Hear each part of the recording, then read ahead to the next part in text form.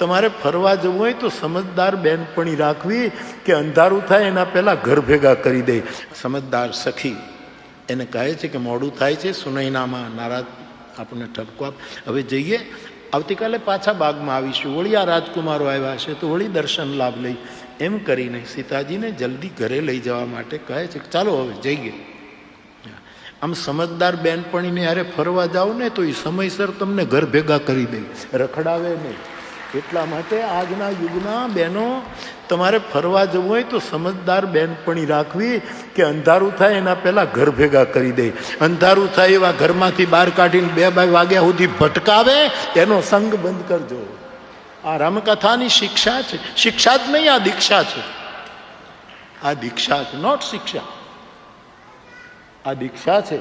અને મારા જેવો બાવો તમારી પાસે આવું કરશો એવી ભિક્ષા માંગવા આવ્યો છે કે હા મને આપો.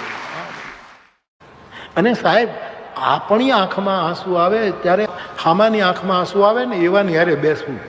તમે રડો ની રડે, રૂપિયા વયા જાય તો કોઈ દિવસ દુઃખી ન થવું, કારણ કે તમે રડો તો રૂપિયો રડે છે, એની યારે હું બેસું. આ વૃક્ષો તો આપણી સાથે રડે સાહેબ.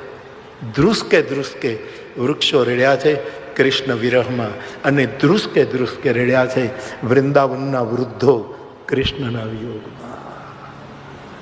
શ્યામ વિના વ્રજ સૂનું લાગે, વ્રજ સૂનું.